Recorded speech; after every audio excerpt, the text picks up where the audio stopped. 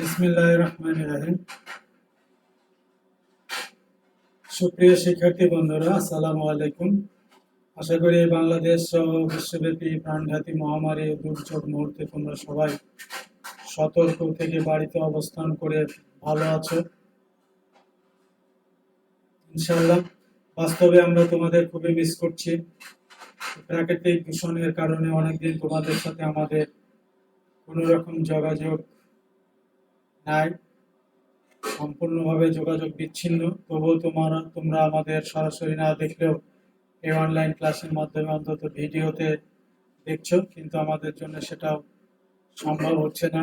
তবে দোয়া ও আশা করছি তোমরা সবাই খুব ভালো এবং সুস্থ আছো। তবে টেনশন তো একটু হচ্ছে, এটাই স্বাভাবিক। এই বৈশ্বিক কারণ, তোমরা শ্রেণীকক্ষে না আসতে পারলেও বাসায় নিজ নিজ অবস্থান থেকে আমাদের ক্লাস ভিডিওগুলো দেখো এবং পড়ালেখা নিয়মিত চালিয়ে যাও, কারণ তোমাদের পড়ালেখার বাইরে কোনো বিকল্প নাই।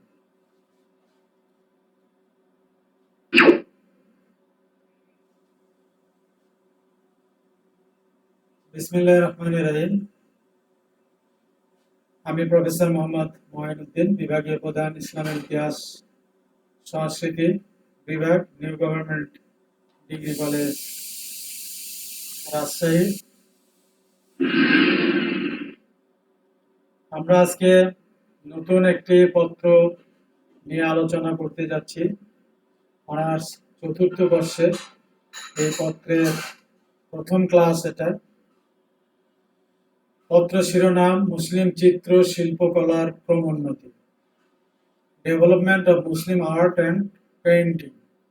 Paper code 24-1605। আজকে আমরা আলোচনা করব মুসলিম চিত্রকলার উদ্ভব ও বিকাশ, মুসলিম চিত্রকলার বিকাশ বিষয়বস্তু, ইসলামে ধর্মীয় চিত্রকলা, মেসোপটেমীয় চিত্রকলা, মঙ্গল বা ইলখানি চিত্রকলা এবং সাফাবি চিত্রকলা। এই বিষয়গুলো নিয়ে আজকে আমরা আলোচনা করব।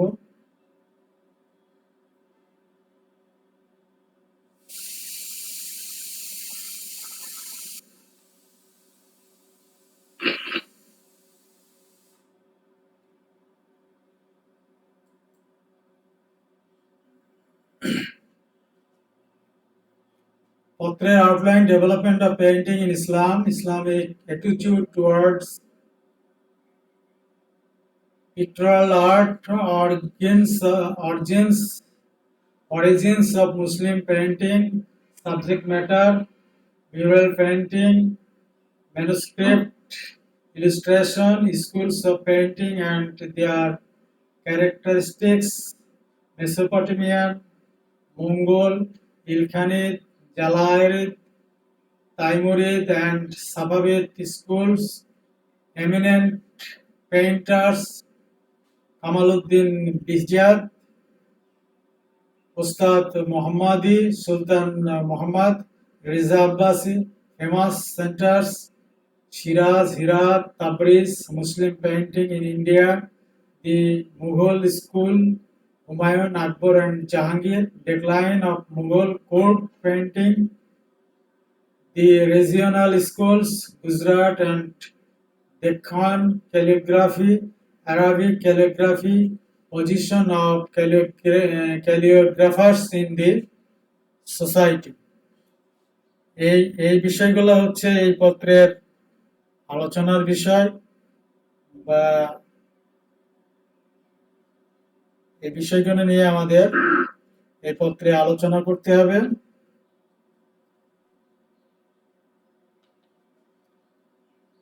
এই পত্রের কিছু গ্রন্থের নাম আমরা দেখানোর চেষ্টা করেছি। আগে বলেছে development of Muslim art and painting হচ্ছে পত্রের শিরোনাম।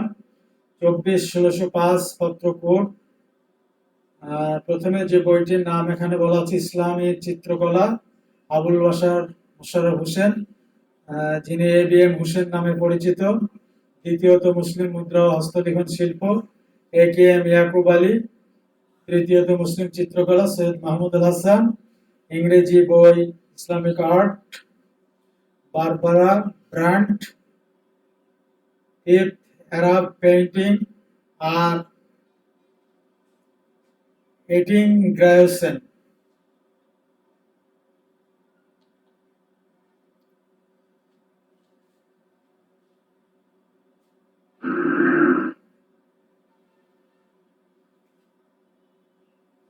প্রিয় শিক্ষার্থীরা, আজকে আমরা প্রথমেই আলোচনায় যাচ্ছি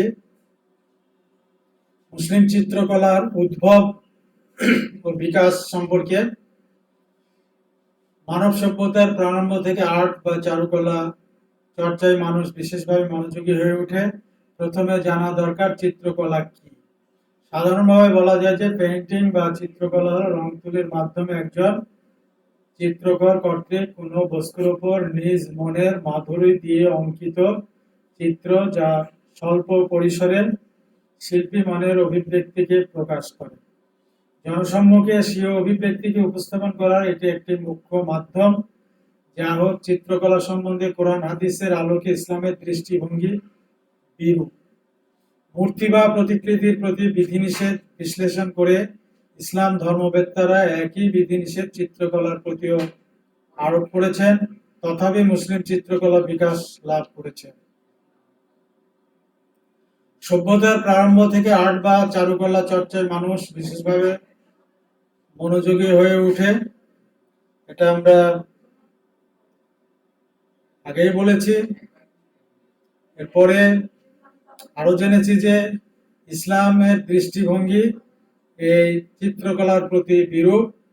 তবে আমরা এখন এর বিভিন্ন দিক নিয়ে আলোচনা করব। ধর্মবেত্তাদের আপত্তি, তারা কোন যুক্তিতে আপত্তি উত্থাপন করেছেন সেটা সম্পর্কে আমরা জানব। কোরআনের নির্দেশনা। প্রথমে কোরআনের নির্দেশনা।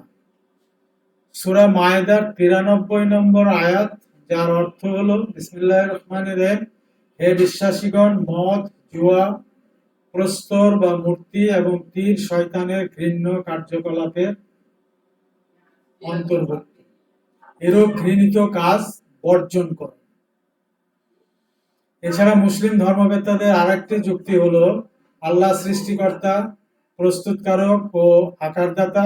অতএব আকার দেয়া বা চিত্রকলা করার অধিকার মানুষের নেই। মানুষ প্রতিকৃতি নির্মাণ করতে পারে, তবে সে জীবন দিতে পারে না। সুতরাং কোনো কিছুর আকৃতি বা প্রতিকৃতি কোনো মানুষের এখতিয়ার বহির্ভূত। এছাড়া হাদিসের নির্দেশনাগুলো হচ্ছে, হযরত মুহাম্মদ সাল্লাল্লাহু আলাইহি ওয়াসাল্লাম বলেছেন, কিয়ামতের দিন কঠোরতম শাস্তি যাদের হবে তারা হবে চিত্রকর। এই দিন চিত্রকরকে দুজকের শাস্তি দেওয়া হবে। তাকে ডাকা হবে সে যে ছবি এঁকেছে তাতে প্রাণ দিতে। রাসূলুল্লাহ সাল্লাল্লাহু আলাইহি ওয়াসাল্লাম আরো বলেন, যারা আল্লাহর সৃজনশীল কর্মকাণ্ডের অনুকরণ করে তারা কাল কিয়ামতে কঠোর শাস্তি ভোগ করবে। তবে চিত্রকলার কিছু ইতিবাচক দিকও ইসলামের দৃষ্টিতে রয়েছে, সেগুলো আমরা এখন জানার চেষ্টা করব। আল কোরআন প্রধানত মূর্তি পূজা বা পৌত্তলিকতাকে কেন্দ্র করে চিত্রশিল্পের উপর নিষেধাজ্ঞা আরোপ করে। সব প্রতিকৃতির সঙ্গে পৌত্তলিকতার কোনো সম্পর্ক নাই। এছাড়া মহানবী সাল্লাল্লাহু আলাইহি ওয়াসাল্লাম কাবা গৃহের সমস্ত মূর্তি ভেঙে ফেলার সময় একটি চিত্র হাত দিয়ে ঢেকে রেখে বলেছিলেন, এটি নষ্ট করো না। মক্কা বিজয়ের পরে ঘটনা ঘটেছিল। সে চিত্রটি ছিল বিবি মরিয়মের কোলে তার সন্তান হযরত ঈসা আলাইহিস সালামের একটি চিত্র বা মূর্তি। এ থেকে বোঝা যায় যে সব চিত্রই নিষিদ্ধ নয়। মোট কথা, মুসলিম চিত্রকলা বিকাশের প্রধান কারণ প্রথমত কুরআন ও হাদিসে স্পষ্ট কোনো নিষেধাজ্ঞা নাই। দ্বিতীয়ত মৃৎপাত্র, মেঝের কার্পেট, বালিশ, কুশন প্রভৃতিতে ছবি অঙ্কনের প্রতি শিথিল ভাব প্রদর্শন করা হয়েছে। তৃতীয়ত চিত্রশিল্পীদের প্রতি মুসলিম রাজন্যবর্গের অনুরাগ, উদারতা ও পৃষ্ঠপোষকতা ইত্যাদি কারণে মুসলিম চিত্রকলা বিকাশ লাভ করেছে।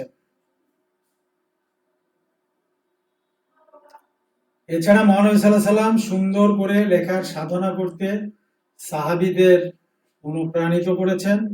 যা হোক, চিত্রকলা সম্পর্কে যে ধর্মীয় বিধান এসেছে সেগুলোর ব্যাখ্যা করে ত্রয়োদশ শতাব্দীতে প্রখ্যাত ইসলামী আইন বিশেষজ্ঞ নববী যে মত ব্যক্ত করেছেন তার সার কথা হলো, চিত্রকে দু শ্রেণীতে বিভক্ত করা যায়, যথা প্রাণীবাচক ও অপ্রাণীবাচক বস্তুর চিত্র।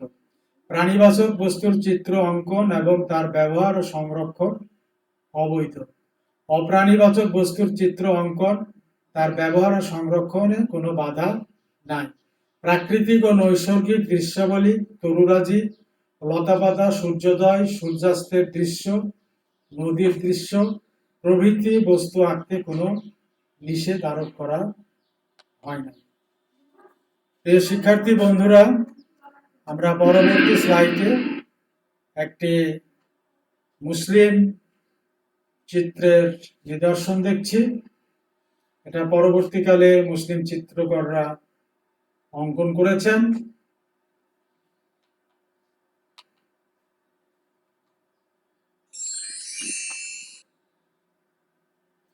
মুসলিম চিত্রকলার বিকাশ ও বিষয়বস্তু সম্পর্কে বলা যায়, মুসলিম চিত্রকলার বিকাশ ইসলামের আবির্ভাবের প্রাক্কালে মুসলমানদের চিত্রকলা বলে কিছুই ছিল না। মুসলিম সাম্রাজ্যের সম্প্রসারণের সাথে সাথে অমুসলমানদের দ্বারা মুসলমানগণ এই সমস্ত স্থানের চিত্রকলার সংস্পর্শে আসে। তাই বলা যায় যে আরব চিত্রকলার নামে যা সাধারণভাবে অভিহিত হয়েছিল তার সূচনার পশ্চাতে ছিল বিদেশি প্রভাব। মুসলিম চিত্রকলার বিকাশে প্রধানত 6টি শিল্পধারার অবদান লক্ষণীয়। প্রথমত বাইজেন্টাইন প্রভাব, দ্বিতীয়ত ম্যানিকিয়ান প্রভাব, তৃতীয়ত সাসানীয় প্রভাব, চতুর্থ চীনা প্রভাব, পঞ্চমত কপ্টিক, ষষ্ঠত রাজপুত প্রভাব। মুসলিম চিত্রকলার বিষয়বস্তু সম্পর্কে বলা যায় যে মুসলিম চিত্রকলার অনেক পাণ্ডুলিপি বিভিন্ন চিত্রশালায়, জাদুঘর ও ব্যক্তিগত সংগ্রহে রয়েছে, যা এখনো তালিকাভুক্ত করা হয়নি। এমত অবস্থায় যে তালিকা পাওয়া যায় তা হলো ফ্রেস্কো বা দেয়ালচিত্র, বিজ্ঞান গ্রন্থ, ধর্মীয় সাহিত্য,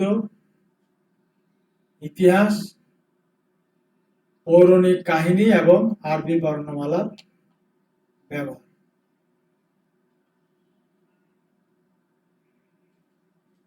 প্রথমে আমরা আলোচনা করব মুসলিম চিত্রকলার বিকাশে প্রধানত 6টি যে অবদান লক্ষণীয়। প্রথমে বাইজেন্টাইন প্রভাব। মুসলিম সাম্রাজ্য সম্প্রসারণের সুবাদে আরবরা সর্বপ্রথম হেলেনিস্টিক সভ্যতার অধিকারী বাইজেন্টাইনদের সংস্পর্শে আসে এবং মূলত তারাই মুসলিম চিত্রশিল্পে সর্বাধিক অবদান রাখে। দ্বিতীয়ত ম্যানিকিয়ান প্রভাব। ইলখানি ধর্মগুরু মুনির অনুসারীগণ ম্যানিকিয়ান নামে পরিচিত। শিল্পকলার মাধ্যমে মুনি ধর্ম প্রচার করতেন। ম্যানিকিয়ান স্বল্প রঙের ব্যবহার শাহনামায় দেখা যায়। তৃতীয়ত সাসানীয় প্রভাব। সাসানী সভ্যতার সংস্কৃতি হুমায়ুনের চেয়ে পারস্য ঘেঁষা আব্বাসীয়দের আমলে বেশি অনুপ্রবেশ করে এবং মুসলিম চিত্রকলায় তাদের প্রভাব প্রকট হয়ে ওঠে। চতুর্থত চীনা প্রভাব। মঙ্গল আক্রমণ ও দখলের পর থেকে মুসলিম চিত্রকলায় চীনা প্রভাব অনুপ্রবেশ করে। দখলদার বাহিনী চিত্রশিল্পীদের সাথে তাদের নিদর্শন আমদানি করে। পঞ্চমত কপ্টিক প্রভাব। প্রাচীন গ্রিক এবং প্রাচ্যের উপকরণের সংমিশ্রণে কপ্টিক রীতি কৌশলের উদ্ভব হয়। মিশর বাইজেন্টাইন চিত্রশিল্পীদের মাধ্যমে কপ্টিক মুসলিম চিত্রে প্রবেশ করে। ষষ্ঠত রাজপুত প্রভাব।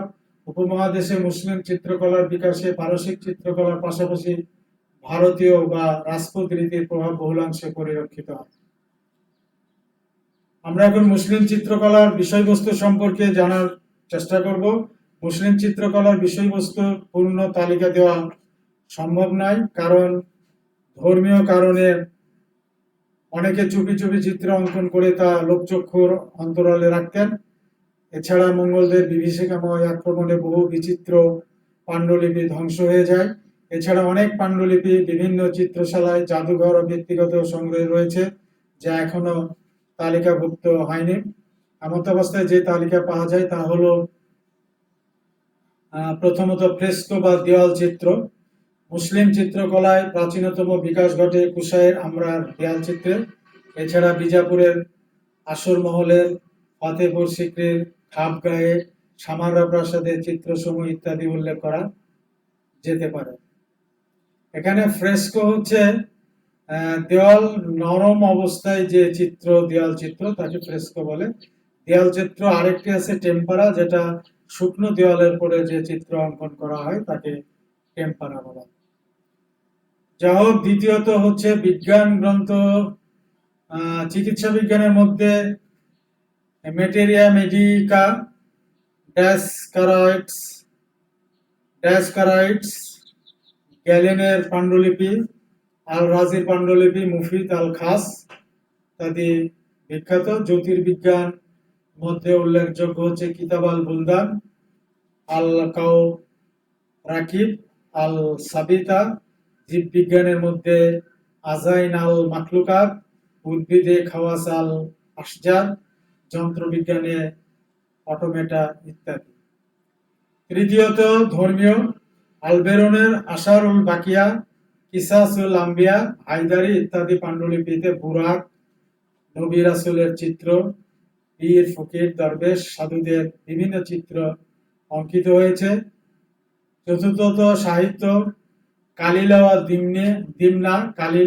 দিমনা, হারিরির মাকামাত, শেখ সাদির গুলিস্তান ও বুস্তা, নিজামের খামসা, জামির ইউসুফ জুলেখা, ফেরদৌসির শাহনামা ইত্যাদি প্রখ্যাত। পঞ্চমত ইতিহাস সংক্রান্ত হচ্ছে রশিদ উদ্দিনের জামিয়াত তাওয়ারিখ, তাবারির তারিক আল রসুল আল মুলক, তৈমুর নামা, তুজুকি বাবুর, আকবর নামা, তুজুকি জাহাঙ্গীর ইত্যাদি উল্লেখযোগ্য। ষষ্ঠত পৌরাণিক কাহিনী, মুঘল চিত্রশালায় সংরক্ষিত রামায়ণ, মহাভারত ইত্যাদি। সপ্তমত আরবি বর্ণমালার ব্যবহার, মুসলিম চিত্রশিল্পীরা তাদের চিত্রকলায় আরবি বর্ণমালাকে অত্যন্ত যত্ন সহকারে ব্যবহার করেছেন, তবে আল্লাহর কোনো চিত্র অঙ্কন করা হয় না।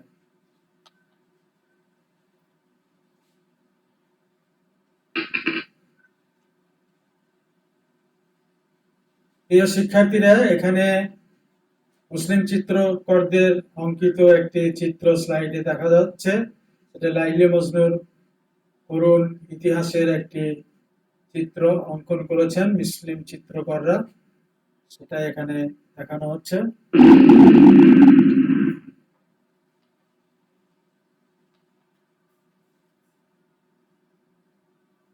আমাদের এখন আলোচনার বিষয় ইসলামে ধর্মীয় চিত্রকলা।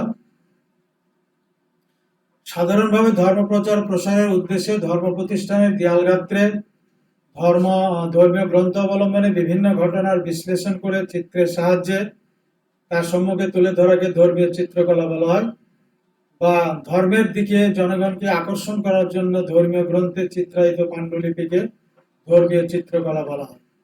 ইসলামে ধর্মীয় চিত্রকলা বলতে তিনটি শ্রেণী বিন্যাসকে বোঝায়, যথা প্রথমত বিভিন্ন নবী রাসূলগণ ও মহানবী সাল্লাল্লাহু আলাইহি সাল্লামের চিত্র, দ্বিতীয়ত দরবেশ ও সাধু সমূহের চিত্র এবং তৃতীয় বুরাকের চিত্র। প্রকৃতপক্ষে ইসলামে চিত্রকলার প্রাথমিক পর্যায়ে কোন চিত্রশিল্পী তথাকথিত ধর্মীয় চিত্রকলা উপস্থাপনে প্রয়াসী হতে পারেননি। খ্রিস্টীয় চতুর্দশ শতাব্দীর পূর্বে পবিত্র ব্যক্তিদের চিত্র কোনো ঐতিহাসিক গ্রন্থে দেখা যায় নাই। সাধারণভাবে ধর্ম প্রচার ও প্রসারের উদ্দেশ্যে ধর্ম প্রতিষ্ঠানের দেয়ালগাত্রে ধর্মীয় অবলম্বনে বিভিন্ন ঘটনা বিশ্লেষণ করে চিত্রের সাহায্যে তার সম্মুখে তুলে ধরাকে ধর্মীয় চিত্রকলা বলা হয়, সেটা আমরা বলেছি। ইসলামে ধর্মীয় চিত্রকলা বলতে যে তিনটা শ্রেণী বোঝায় সেটাও আমরা বলেছি। তবে সর্বপ্রথম মহানবী সাল্লাল্লাহু আলাইহি সাল্লামের একটি চিত্রের বর্ণনা করেছেন হাম্বার নামক এক বণিক। সর্বপ্রথম যে ঐতিহাসিক গ্রন্থ মহানবী সাল্লাল্লাহু আলাইহি সাল্লামের জীবনের ঘটনার 8টি চিত্র পরিলক্ষিত হয়, সেটা হলো গাজান খানের মন্ত্রী রশিদ উদ্দিন রচিত জামিউত তাওয়ারিকের পাণ্ডুলিপি, যার একটি অংশ লন্ডনের রয়্যাল এশিয়াটিক সোসাইটি এবং অপর একটি ইডেনবরা বিশ্ববিদ্যালয় গ্রন্থাগারে সংরক্ষিত রয়েছে। এগুলোর মধ্যে কাবা ঘরের পুনর্নির্মাণকালে গণ্যমান্য ব্যক্তিদের মাঝে চাদরে করে হজরে আসওয়াদ তার স্থানে সংস্থাপন, হেরা গুহায় জিবরাইল আলাইহিস সালাম কর্তৃক তার উপর ওহী অবতীর্ণ হওয়ার দৃশ্য এবং মদিনায় হিজরতকালে সুর গুহায় হযরত আবু বকর রাদিয়াল্লাহু আনহুর সঙ্গে হযরত মুহাম্মদ সাল্লাল্লাহু আলাইহি ওয়াসাল্লামের অবস্থান এবং একজন বৃদ্ধা কর্তৃক তাদের জন্য সাগীর দুগ্ধ দহন করে আপ্যায়নের চিত্রাবলী বিশেষ উল্লেখযোগ্য। এছাড়া আল বেরুনী কর্তৃক রচিত আল আশার আল বাকিয়া গ্রন্থের পাণ্ডুলিপিতে মুহাম্মদ সাল্লাল্লাহু আলাইহি ওয়াসাল্লামের উষ্ট্রে আরোহণের ছবি আছে। একই পাণ্ডুলিপি হযরত ঈসা আলাইহিস সালামের গাধার পিঠে আরোহণের ছবি আছে।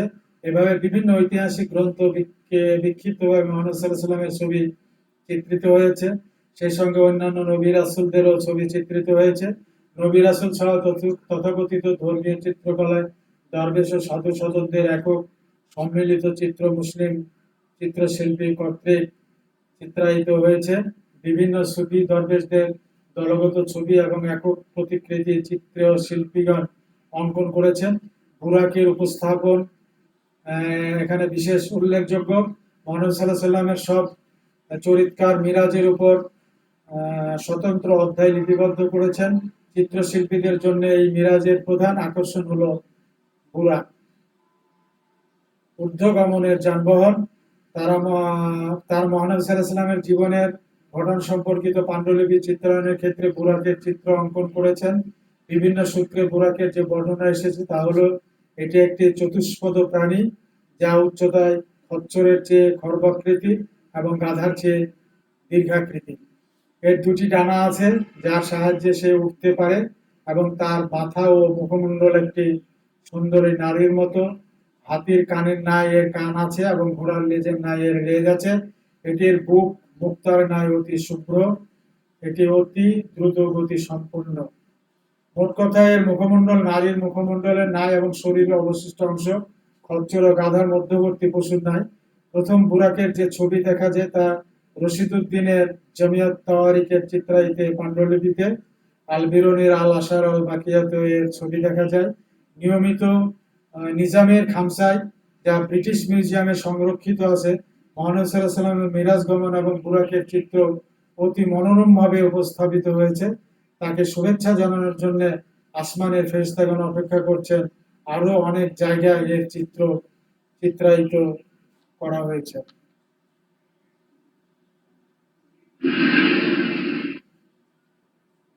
শিক্ষার্থীরা, এখানে বুরাকে মুসলমানদের ঘরে ঘরে যে কল্পিত বুরাকের ছবি দেখা যায় সেটারই একটি চিত্র এখানে দেখানো হচ্ছে।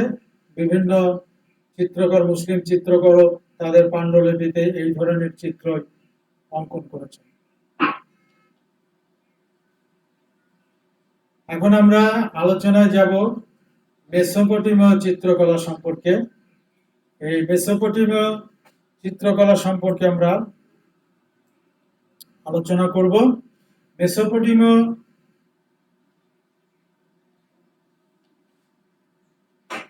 চিত্রকলা বলতে আমরা ওই চিত্রকলাকে বুঝি যা তৎকালীন আব্বাসী খলিফাদের আমলে তাদের অর্থ, অনুপ্রেরণা আর পৃষ্ঠপোষকতার মাধ্যমে বিকাশ লাভ করে। অর্থাৎ বাগদাদকে কেন্দ্র করে বিশেষভাবে ত্রয়োদশ শতাব্দীতে যে চিত্রশৈলী গড়ে উঠেছে তাকে মেসোপটেমীয় চিত্র অনুশীলন কেন্দ্র হিসেবে আখ্যায়িত করা হয়। এই চিত্রকলা বলতে শুধু মুসলমান শিল্পীদের শিল্পকর্মকে বোঝায় না, বরং মুসলিম শাসকদের উৎসাহ, অর্থায়নে এবং পৃষ্ঠপোষকতায় অমুসলিম শিল্পীর কোনো সৃজনশীল শিল্পকর্মকেও বোঝানো হয়েছে। যা হোক, এটাই মুসলিম চিত্রশিল্পের সবচেয়ে প্রাচীন এবং প্রাথমিক চিত্রকলা নামে অভিহিত। এর কয়েকটি কেন্দ্র ছিল, যেমন বসরা, বাগদাদ, মসুল, কুফা, দিয়ারবকর, আলেপ্পো প্রভৃতি। এর মধ্যে রাজকীয় চিত্রশালা বাগদাদ সবচেয়ে উল্লেখযোগ্য। এর খ্যাতির জন্য এই চিত্রকলাকে বাগদাদীয় চিত্রকলা, আবার এটাকে আব্বাসীয় চিত্রকলা এবং সেলজুক শাসকদের অবদানের জন্য সেলজুক চিত্রকলা বলা চলে। তবে একে মেসোপটেমীয় চিত্রকলা বলাই যুক্তিসঙ্গত, কারণ এর কারো একক প্রচেষ্টায় বিকাশ লাভ করে নাই। মেসোপটেমীয় চিত্রকলার দুটি বিভিন্ন বিপরীত ধর্মীয় শিল্পরীতির প্রভাব লক্ষ্য করা যায়, যেমন প্রথমত খ্রিস্টান বা ইজান্টাইন শিল্পরীতি, দ্বিতীয়ত সেলজুক মিনাই পদ্ধতি ও কৌশল। আমরা জানি যে মুসলিম চিত্রকলা পাণ্ডুলিপি ভিত্তিক এবং বিভিন্ন বিষয়বস্তুর উপর নির্ভর করে এটা বিকাশ লাভ করেছে। এই মেসোপটেমীয় চিত্রশিল্পের সবচেয়ে উল্লেখযোগ্য গ্রন্থ হলো ভ্রমণ ও সাহিত্য বিষয়ক গ্রন্থের মধ্যে মাকামাতে হারিরি, ত্রয়োদশ শতাব্দীর চিত্রিত বিবলিওথেক ন্যাশনাল প্যারিসে রক্ষিত। এই পাণ্ডুলিপিটি ইয়াহিয়া ইবনে মাহমুদ আল ওয়াসিদ তার শ্রেষ্ঠ প্রতিভা দ্বারা চিত্রিত করেন। এই গ্রন্থে ত্রয়োদশ শতাব্দীতে বিভিন্ন অবস্থায় আরবদের জীবনধারা প্রতিফলিত হয়েছে। পরবর্তী দ্বিতীয়ত হচ্ছে বিজ্ঞান ও চিকিৎসা বিষয়ক গ্রন্থ। ডায়াস্কোরাইটসের মেটারিয়া মেডিকা ত্রয়োদশ শতাব্দীতে চিত্রিত বর্তমান সুলাইমানিয়া গ্রন্থাগারে রক্ষিত রয়েছে। ডায়াস্কোরাইটসের চিত্রাবলীতে মেসোপটেমীয় শিল্পকলার বৈশিষ্ট্য স্পষ্টভাবে ফুটে উঠেছে। এই চিত্রায়িত পাণ্ডুলিপিতে চিকিৎসক ও চিকিৎসা বিষয়ক চিত্র পরিদৃষ্ট হয়। এই চিত্রের সৌন্দর্য বর্ধনে অতি উজ্জ্বল রং ব্যবহার করা হয়েছে। এই রঙগুলোর মধ্যে হলুদ, নীল, সবুজ, লাল, সোনালী ও ধূসর উল্লেখযোগ্য। তৃতীয়ত পৌরাণিক বিষয়ক গ্রন্থ। মেসোপটেমীয় চিত্রকলায় ভারতীয় হিন্দু উপাখ্যান অবলম্বনে বিদপায় রচিত গ্রন্থ, যা ইবনে মুকাফফা কর্তৃক আরবিতে অনুদিত হয়ে কালিলা ও দিমনা নামে পরিচিত, তা চিত্রশিল্পীগণ কর্তৃক চিত্রায়িত হয়েছে। এই গ্রন্থের পাণ্ডুলিপি বিবলিওথেক ন্যাশনালে সংরক্ষিত আছে। জীবজন্তুর উপাখ্যান নিয়ে গ্রন্থটি রচিত। মেসোপটেমীয় চিত্রকলার আরো যেসব বৈশিষ্ট্যের অধিকারী তা হলো পাণ্ডুলিপি ভিত্তিক। এই চিত্রকলা পাণ্ডুলিপিতে 1197 সন থেকে এর ধারাবাহিকতা শুরু হয়েছে। ইতিপূর্বে কিছু কিছু দেয়াল ভিত্তিক চিত্রের সন্ধান পাওয়া যায়। আরবিতে লিখিত পাণ্ডুলিপির মধ্যে উল্লেখযোগ্য হচ্ছে এই চিত্রকলার আরেকটি বৈশিষ্ট্য এই আরবিতে লিখিত পাণ্ডুলিপি। এর আরেকটি বৈশিষ্ট্য হচ্ছে সংক্ষিপ্তকরণ। পাণ্ডুলিপি ভিত্তিক হবার জন্য বৃহৎ বক্তব্য স্বল্প পরিসরে উপস্থাপন আবশ্যক হয়ে পড়ে, যেমন একটি গাছ, পশু এবং পাহাড়ের কিয়দংশের ছবি দিয়ে পাহাড়ি বনভূমি এবং ভৌগোলিক অবস্থা জীবজন্তুর বনকে বোঝানো হয়েছে। এর আরেকটি বৈশিষ্ট্য উজ্জ্বল গাঢ় রঙের ব্যবহার। এই চিত্রকলার আরেকটি বৈশিষ্ট্য ছিল উজ্জ্বল ও গাঢ় রঙের ব্যবহার। এতে লাল, নীল, সবুজ, হলুদ ইত্যাদি প্রাথমিক রঙগুলো ব্যবহার করা হতো এবং এগুলো পাণ্ডুলিপির পৃষ্ঠায় সমতলভাবে রং করা হতো। দ্বিমাত্রিকতা। এই চিত্রকলার আরেকটি বৈশিষ্ট্য হলো দ্বিমাত্রিকতা। দ্বিমাত্রিকতা হলো চিত্রে গভীরতা না থাকে, এর শুধু দৈর্ঘ্য এবং প্রস্থ থাকবে। এই চিত্রের দৈর্ঘ্য প্রস্থ ছিল, কিন্তু তল বা গভীরতা খুঁজে পাওয়া যেত না। এই জন্য এর বৈশিষ্ট্য দ্বিমাত্রিকতা। তল বা গভীরতা থাকলে দৈর্ঘ্য প্রস্থের সঙ্গে যদি তল এবং বা গভীরতা থাকে তাহলে সে চিত্রকে ত্রিমাত্রিকতা বলা হয়। অবশ্য পরে ত্রিমাত্রিকতা বহুগুণে বৃদ্ধি পায়। নকশাকৃত পোশাক এই চিত্রের আরেকটি বৈশিষ্ট্য। এই চিত্রে পোশাক পরিচ্ছদে নানা রকম নকশা লক্ষ্য করা যায়, কিন্তু বাস্তবে এত সুন্দর পরিচ্ছদ তখন ছিল না। এটা চিত্রের মাধ্যমে চিত্রকররা এটা কাল্পনিকভাবে অঙ্কন করেছেন। শিক্ষা বিষয় আরেকটি বৈশিষ্ট্য শিক্ষা বিষয়। এই চিত্রকলা ছিল শিক্ষা বিষয়। শিক্ষার প্রসারকল্পে এই চিত্র অঙ্কিত হতো। আরেকটি বৈশিষ্ট্য ছিল বাস্তব ধর্মী। এই চিত্রকলার বিষয়বস্তু নির্বাচনে আবেগ বেশি কাজ করেছে। চিত্রকর তার কল্পনার সাহায্যে ছবি অঙ্কন করত। অস্বাভাবিকতা আরেকটি বৈশিষ্ট্য। এই চিত্র শিল্প সংক্ষিপ্ত ছিল বলে স্বাভাবিক ছিল না। যেমন একটি বন বোঝাতে সেখানে একটি গাছ, একটি হরিণ এবং একটি পাখির চিত্র অঙ্কন করে একে বন হিসাবে প্রমাণ করার চেষ্টা করা হতো। প্রকৃতপক্ষে একটি বনে শুধুমাত্র একটি গাছ, একটি প্রাণী বা একটি পাখি থাকে না, আরো অনেক কিছু থাকে, কিন্তু এই জন্যে এটার এই বৈশিষ্ট্যকে অস্বাভাবিকতা বলা হয়েছে। তার মানে এটা স্বাভাবিক নয়। এই চিত্রকলার গাছের যে ছবি তা গিট যুক্ত, গিট দ্বারা গাছের বয়স নিরূপণ করা হতো। এই চিত্রকলার পাণ্ডুলিপির উপরে নিচে বর্ণনা এবং মাঝখানে ছবি থাকতো। এই চিত্রে মানুষের শরীর দেখানো হতো না, সেলাইবিহীন পরিচ্ছদে আবৃত করা হতো। এই চিত্রে আকাশ বোঝানোর জন্য একটু একটু নীল রঙের ব্যবহার করা হয়েছে। শেষে আমরা বলতে পারি এই মেসোপটেমীয় চিত্রকলা থেকে শিক্ষা নিয়ে পরবর্তীতে মুসলিম চিত্রকলা চরম উৎকর্ষতা লাভ করে। এর অঙ্কন রীতি, ভাষা, প্রকাশভঙ্গি এবং ভাবধারা কোনো না কোনো বিদেশি প্রভাব থেকে এসেছে। প্রিয় শিক্ষার্থী,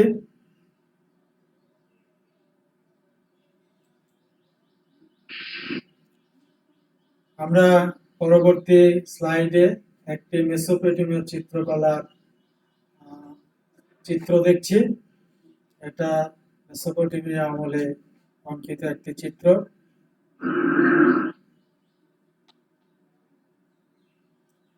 পরবর্তী চিত্র একটি চিত্র দেখছি যেটা প্রখ্যাত শিরি ফরহাদের চিত্র। এই চিত্র বহু মুসলিম চিত্রকর বিভিন্নভাবে অঙ্কন করেছেন। তাদের এই চিত্রের একটি উদাহরণ এখানে দেখানো হচ্ছে, শিরি ফরহাদের যে অমর প্রেম কাহিনী।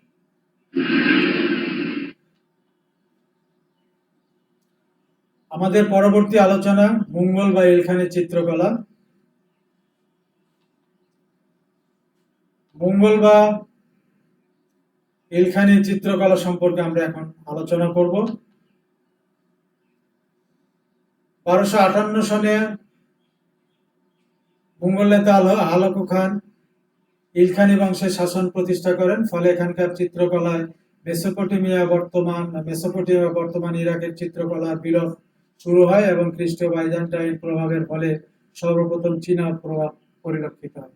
ইলখানি সুলতান গাজান খান রাজধানী তাবরিজের উপকূলে একটা চিত্রকলা একাডেমি প্রতিষ্ঠা করেন। পরবর্তীতে তার মন্ত্রী রশিদউদ্দিনের উৎকর্ষতা সাধন করেন। পরবর্তীতে সুলতান উলজাইতু ও আবু সাইদের সমৃদ্ধি ঘটান। এই একাডেমিতে অন্যান্য চিত্রকরদের সাথে আবার চীনা চিত্রশিল্পীগণ তাবরিজে বসে নিজস্ব রীতিনীতি উপাদানের মাধ্যমে চিত্র অঙ্কন করেন। ফলে মুসলিম চিত্রকলায় ব্যাপক চীনা প্রভাব এই সময় পরিলক্ষিত হয়। এভাবে ইসলামী চিত্রকলায় চীনা প্রভাব নিয়ে যে চিত্রশিল্প বা চিত্রকলা গড়ে ওঠে তা ইলখানি চিত্রকলা নামে পরিচিত। সাধারণভাবে এই চিত্রশিল্পে শিল্পীগণ বিখ্যাত গ্রন্থের পাণ্ডুলিপি চিত্রায়িত করে তাদের চিত্রকর্মের পারদর্শিতা দেখিয়েছেন বা দেখানোর চেষ্টা করেছেন। ইলখানি চিত্রকলার পাণ্ডুলিপি সময়ের মধ্যে যেগুলো উল্লেখযোগ্য সেগুলো প্রথমে হচ্ছে ইবনে বখতিয়াসুর মানাফিয়াল হাইওয়ান। এটা ইলখানি চিত্রকলার অন্যতম পাণ্ডুলিপি। এতে মুসলিম চিত্রকলায় মেসোপটেমীয় রীতির স্থানে চীনা প্রভাবের প্রথম প্রভাব লক্ষ্য করা যায়। এর বৈশিষ্ট্য ছিল একজোড়া গাধা, হরিণ ও এ জাতীয় পশু, ত্রিমাত্রিক বা দৈর্ঘ্য, প্রস্থ, গভীরতা, পটভূমি, বাস্তবধর্মী প্রাকৃতিক দৃশ্য অথবা এক রঙের ব্যবহার। দ্বিতীয়ত আল বিরুনির আশার আল আফিয়া ইলখানি চিত্রকলার একটি অন্যতম পাণ্ডুলিপি হলো এটা। এটি কতগুলো প্রাকৃতিক দৃশ্য যাতে চীনা প্রভাব ব্যাপকভাবে লক্ষণীয়। তৃতীয়ত রশিদউদ্দিনের জামিয়াত তাওয়ারিখ। এই পাণ্ডুলিপিতে আছে 1307 খ্রিস্টাব্দে চিত্রিত চিত্রাবলী যা এডিনবরা বিশ্ববিদ্যালয়ের গ্রন্থাগারে রক্ষিত এবং 1314 খ্রিস্টাব্দে রয়্যাল এশিয়াটিক সোসাইটি গ্রন্থাগারে রক্ষিত। এডিনবরায় রক্ষিত কিছু উল্লেখযোগ্য পাণ্ডুলিপির চিত্র হলো নীল নদে ভাসমান অবস্থায় পার্শ্ববন্দী শিশুর একটি চিত্র, ফিলিস্তিনিদের মন্দির ধ্বংসরত স্যামসন, লোহিত সাগরে লৌকিক ঘটনা। এসব চিত্রিত দৃশ্য যেমন ত্রিমাত্রিক পটভূমি, লতা পাতাবিহীন বৃক্ষাদি, পাহাড় প্রভৃতি, শিরভূষণ ইত্যাদি দৃশ্যে চীনা বৈশিষ্ট্য লক্ষণীয়। চতুর্থত ফেরদৌসির শাহনামা। পারস্য কবি ফেরদৌসির শাহনামায় অসংখ্য চিত্রিত কপি পৃথিবীর বিভিন্ন গ্রন্থাগারে সন্নিবেশিত আছে। এর বিষয় মূলত সামরিক অভিযান এবং বিভিন্ন সামরিক ও রাজনৈতিক ঘটনাবলীর চিত্রায়ন। এসব চিত্রে চীনা বৈশিষ্ট্য যেমন মেঘখণ্ড, শিরভূষণ, মুখাবরণ প্রতিকৃতি দেখা যায়। শাহনামায় চীনা পোশাক পরিচ্ছদ, ঘোড়ার মডেলিং, পাহাড় পর্বত ইত্যাদি দেখা যায়। পঞ্চমত কালিলা ও দিমনা। ইলখানের চিত্রশিল্পে ইস্তাম্বুল বিশ্ববিদ্যালয়ের গ্রন্থাগারে রক্ষিত কালিলা ও দিমনা চিত্রিত পাণ্ডুলিপি বিশেষ অবদান রেখেছে। এছাড়াও ইলখানি যুগে চিত্রিত বিভিন্ন পাণ্ডুলিপিতে যে সকল চীনা বৈশিষ্ট্য আমরা লক্ষ্য করি তা প্রধানত মৃগচিত্র, হালকা রং, ত্রিকোণ পাহাড়, ড্রাগনের চিত্র, ভিড়যুক্ত বড় ধরনের বৃক্ষ, উড়ন্ত বলাকা ও পাখির দৃশ্য, আঁকাবাঁকা নদী, গোলাকার মুখমণ্ডল, ধূসর রঙের ব্যবহার, বাস্তবধর্মী প্রাকৃতিক দৃশ্য, চিত্র গভীরতা বিদ্যমান, চিত্র গতিশীলতা বিদ্যমান, অঙ্গসজ্জা ও আসবাবপত্রের চীনা প্রভাব, তিমি মাছের চিত্র, কুণ্ডলাকৃতি মেঘ ইত্যাদি লক্ষ্য করা যায়। মূলত চীনা শিল্প রীতি ও প্রভাবের উপর ভিত্তি করে ইলখানি চিত্রকলা মুসলিম চিত্রশিল্পের ইতিহাসে নবদিগন্তের উন্মেষ ঘটিয়েছে, এতে কোনো সন্দেহের অবকাশ নাই।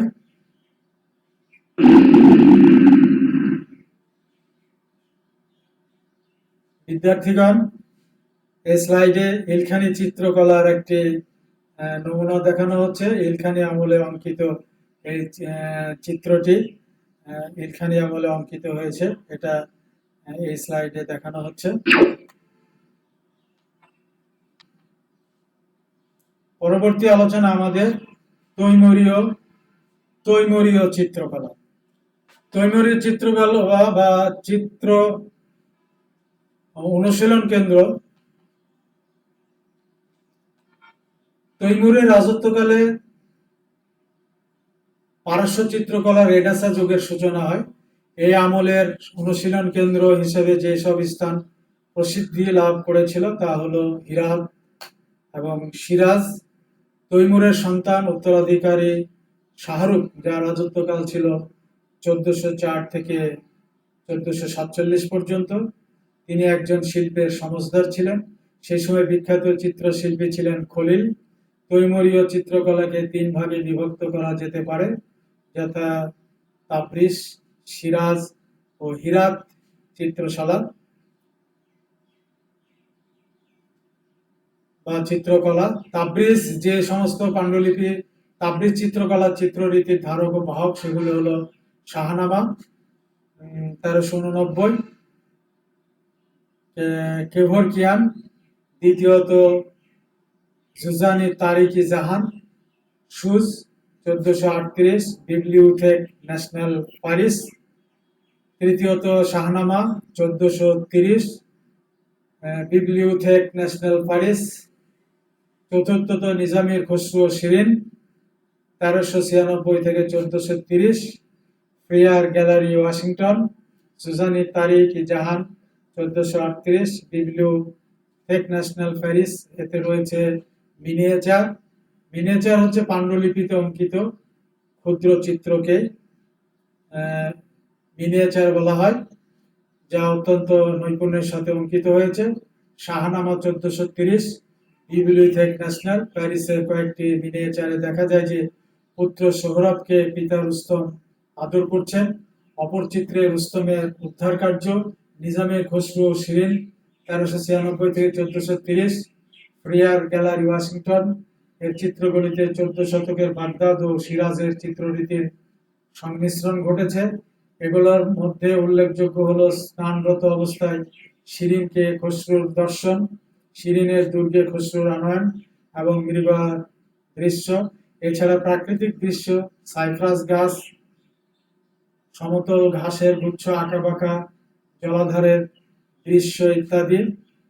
সিরাজ চিত্রকলা হচ্ছে এখানকার চিত্রিত প্রধান পাণ্ডুলিপিগুলো হচ্ছে কবিতা সংকলন গুলবেন কিয়ান 1410 সালে এটি সংগ্রহ করা হয়। এতে মাহমুদ আলী হুসাইন লিখিত পাণ্ডুলিপিতে সর্বমোট 38টি মিনিয়েচার রয়েছে। এগুলোর মধ্যে উল্লেখযোগ্য হলো লাইলির সমাধিতে মজনুর আগমন, খসরু ও তার দরবার, সিংহকে বদরত খসরু ইত্যাদি ইত্যাদি। কবিতা সংকলন ব্রিটিশ মিউজিয়াম, এই কপিটিতে যে চিত্রাবলী রয়েছে গুলবেন কিয়ানের মিনিয়েচারের সাথে সেগুলোর বৈশিষ্ট্যগত দিক থেকে সাদৃশ্য রয়েছে। সুউচ্চ পাহাড়ের আড়াল থেকে উঁকি দিয়ে ইস্কান্দার গুরুদের জলে নগ্ন অবস্থায় স্নানরত সাইরেনদের দেখছেন। নিজামীর খামসা যে সমস্ত চিত্রাবলী শৈল্পিক গুণে গুণান্বিত তাদের মধ্যে উল্লেখযোগ্য হচ্ছে প্রথমত ইস্কান্দার ও সাইরেন বৃন্দ, দ্বিতীয়ত সিরি ও ফরাদ ইত্যাদি ইত্যাদি। শাহনামা বডলিন লাইব্রেরি অক্সফোর্ড, এতে সর্বমোট 47টি মিনিয়েচার রয়েছে। এসব মিনিয়েচারের দীর্ঘ প্রতিকৃতি এবং সুদৃঢ় গোলাকার পাথর খণ্ডগুলো দ্বারা সৃষ্ট দিগন্ত প্রভৃতি প্রতিফলিত হয়েছে। হীরাত চিত্রকলায় তৈমুরের মৃত্যুর পর তার পুত্র শাহরুখ হীরাতে রাজধানী স্থাপন করেন। তিনি হীরাত চিত্রকলা তৈমুরের চিত্রকলার চরম উৎকর্ষ সাধন করেন। এই চিত্রকলা বৈদেশিক গাছ ও হালকা রঙের ব্যবহার পারস্য চিত্রকলা অত্যন্ত আকর্ষণীয় করে তুলেছে।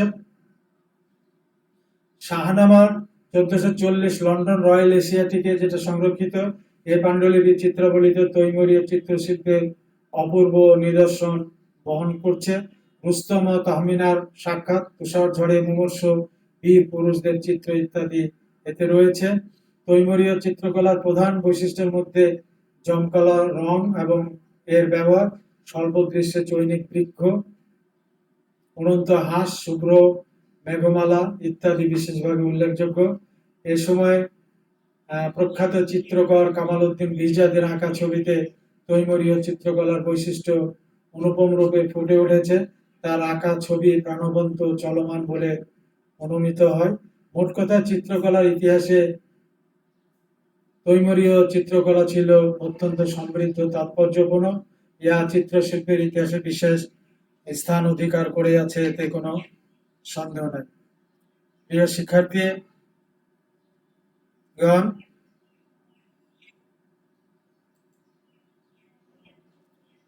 আমরা পরবর্তী চিত্রে দেখছি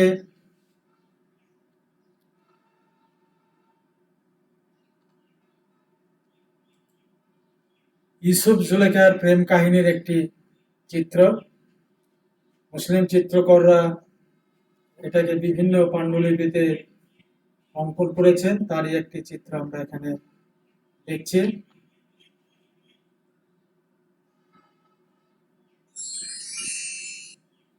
পরবর্তী স্লাইডেও একটি তৈমুরীয় চিত্রকলার নিদর্শন দেখছি। এটা তৈমুরীয় আমলে বিভিন্ন চিত্রকর এটা অঙ্কন করেছেন। আমাদের পরবর্তী আলোচনা সাফাভি চিত্রকলা।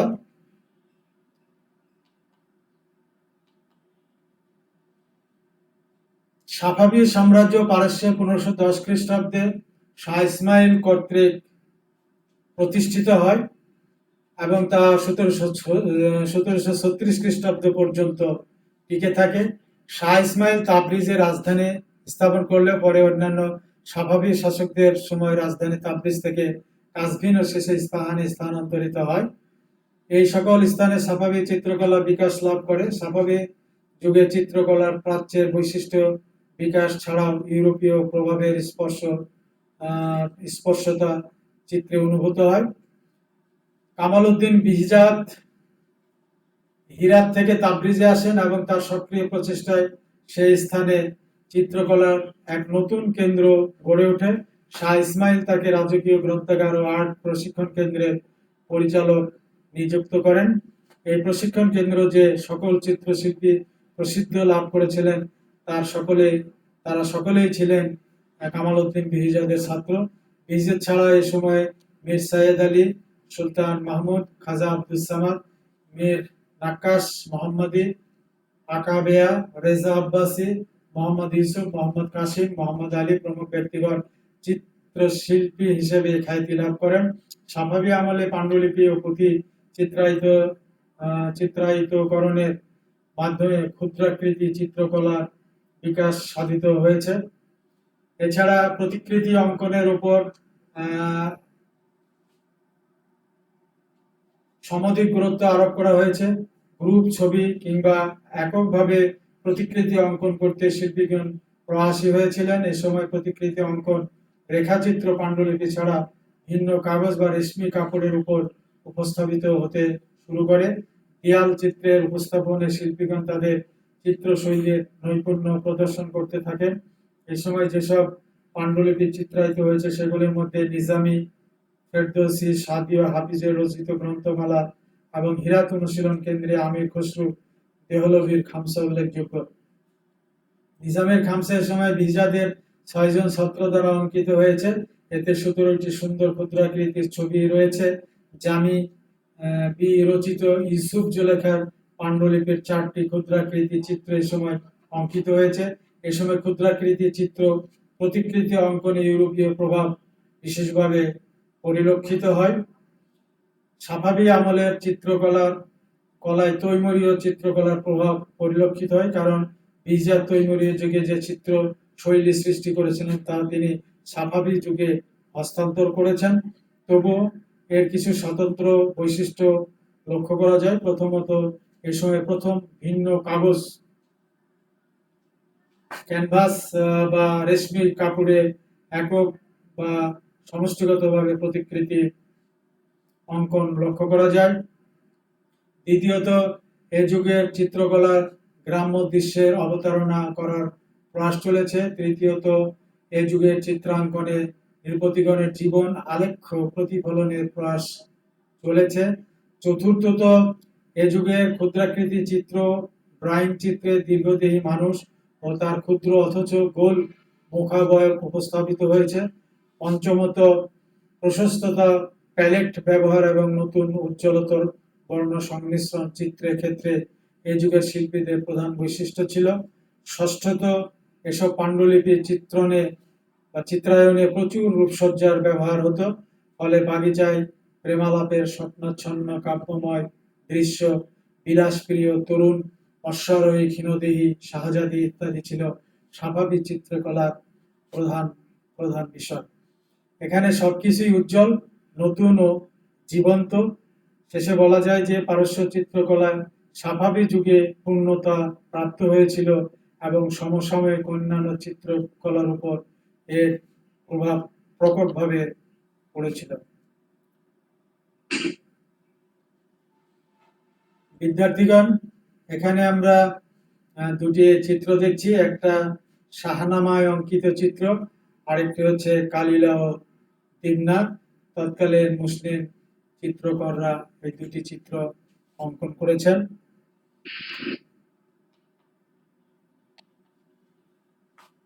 সাফাভি চিত্রকলার আরেকটি চিত্র আমরা এই স্লাইডে দেখছি। এটিও সাফাভি আমলে অঙ্কিত চিত্র। আজকে আলোচনার বিষয় আমাদের এ পর্যন্তই ছিল। ধন্যবাদের পালা। ধন্যবাদ তো দেবই, তার আগে আবারও বলছি, সুপ্রিয় বিদ্যার্থী বন্ধুরা, তোমরা যে যেখানে যেভাবে অবস্থান করছো ভালো থাকো, বাড়িতে থাকো, নিজে পরিষ্কার পরিচ্ছন্ন থাকো, পরিবারের সদস্যদের এ ব্যাপারে সহযোগিতা করো। একান্ত প্রয়োজনে বাইরে যেতে হলে অবশ্যই প্রচলিত স্বাস্থ্যবিধি মেনে যাবা এবং ঘরে ফিরলে আবারও স্বাস্থ্যবিধি অনুসরণ করেই অন্যান্য কার্যাদি সম্পন্ন করবা। আর ইতিমধ্যে যারা এই প্রাণঘাতী মহামারী কোভিড-19 মৃত্যুবরণ করেছেন তাদের আত্মার মাগফিরাত কামনা করছি, এবং যারা আক্রান্ত হয়ে চিকিৎসাধীন আছেন তাদের সুস্থতা কামনা করছি। সেই সাথে কামনা করি আল্লাহ যেন বাংলাদেশ ও গোটা বিশ্ববাসীকে এই করোনার মরণ সবল থেকে এবং এই বিপর্যয় থেকে চিরেই মুক্তি দেন। আমরা দ্রুতই যেন আমরা আবার আমাদের স্বাভাবিক জীবনে ফিরে যেতে পারি। আর এত কম সময়ের মধ্যে আমরা এত গুরুত্বপূর্ণ ব্যক্তিদের আর কখনো এর আগে হারায়নি। এই জন্য আমরা সবাই সতর্ক থাকব, সবাই স্বাস্থ্যবিধি মেনে চলবো। তোমরা সবাই বাসায় থাকো এবং আমাদের অনলাইন ক্লাস ভিডিওগুলো মনোযোগ সহকারে দেখো। সবাইকে ধন্যবাদ।